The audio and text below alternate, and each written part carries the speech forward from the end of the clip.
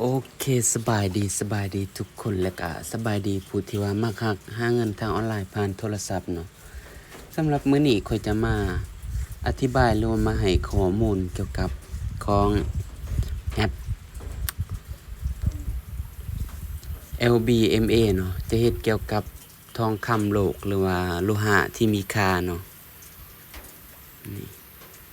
ข้อมูลเกี่ยวกับบริษัทในเบื้องต้นเนาะมันจะมีใบอนุญาตช่างมีหมดเนาะสำหรับตัวนี้มันจะเป็นการเคลื่อนไหวหรือว่าหาเงินทางออนไลน์มันก็บ่ได้ยากแล้วก็บ่ได้ง่ายเนาะ1แม่นเราต้องมีโทรศัพท์และ2แม่นว่าถ้าว่าเราอยากเฮ็ดเกี่ยวกับแอปนี้เนาะ1เราต้องมีโทรศัพท์2แม่นเราต้องมีเงินในการที่จะลงทุนเนาะเพราะว่าเราจะลงทุนก็เริ่มต้นด้วย300,000เนาะ300,000แม่นเรากำไร 1.5% ต่อมื้อจากเงินทุนของเราเนาะเริ่มต้นด้วย350,000ล้านเนาะเฮา500ล้านเฮาก็สามารถลงเนาะแต่ว่ากำไรแต่ละเปอร์เซ็นต์มันก็แตกต่างกันเนาะเริ่มแต่ 1.554% ต่อมื้อเนาะรายได้มาจากต้นทุนของเราเนาะสำหรับมันการหาเงินของแอปตัวนี้ก็คือตัวอย่างของข้อยมื้อนี้เนาะเมื่อว่าข้อยลงทุนไปแล้วนี่ลงทุนไปแล้วข้อยมีรายได้ไปแล้วเนาะสามารถเบิ่งประวัติการถอนของข้อยเนาะข้อยถอนมาหลายเทื่อแล้วข้อยเฮ็ดมาเกือบ 4-5 เดือนเนาะสำหรับในการเฮ็ดก็คือเฮ็ดภารกิจนี้ในการเฮ็ดภารกิจเฮาก็มีแต่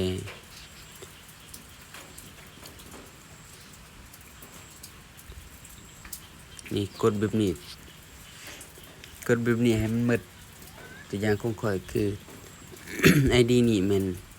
A1 เนาะหรือว่าวิบ1มีแต่10งานให้เฮาเฮ็ดจนว่ามันหมด10งาน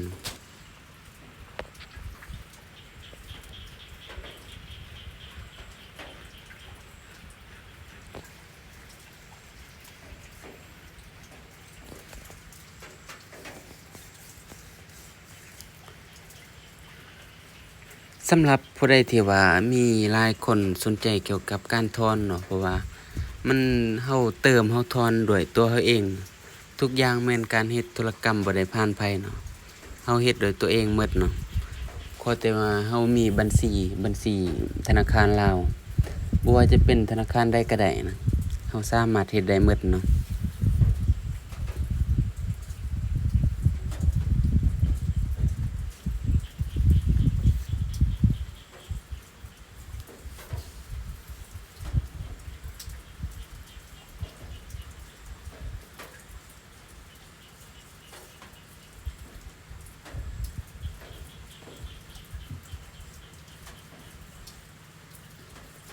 นี่ถือว่าสำเร็จนะในการเฮ็ดของข้อยเงินของเฮามันจะเพิ่มขึ้นเนาะ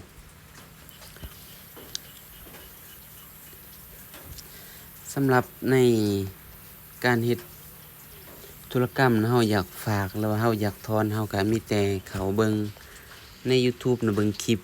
ที่ผ่านมาข้อยได้ลงไปแล้วเนาะ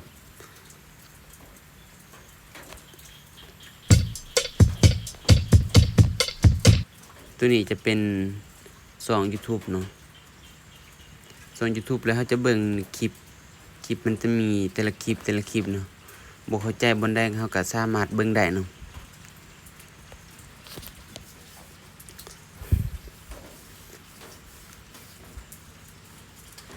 สำหรับผู้ใดที่ว่า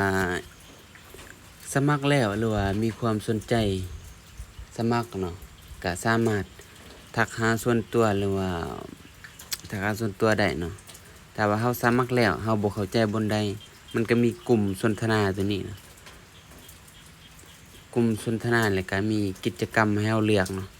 ตัวอย่างคือตัวนี้มันจะมีให้เฮาเฮ็ด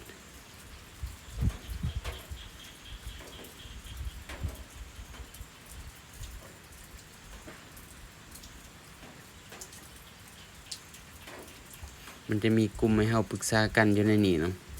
ผู้ใดบ่เข้าใจบนใดก็สามารถถามได้สำหรับแอปตัวนี้หรือว่าแอปนี้นะมันเฮ็ดเกี่ยวกับการเฮ็ดผ่านโทรศัพท์ผ่านออนไลน์เนาะเพราะว่า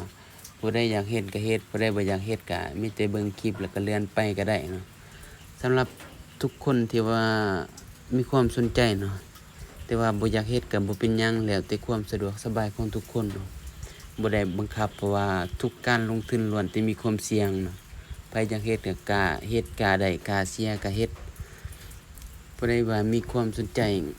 อยากปรึกษาก็สามารถอินบ็อกซ์ทักส่วนตัวได้สำหรับคลิปนี้ก็สิมีประมาณนี้แหล้วเนาะถือว่าแอปนี้ยังจ่ายปกติ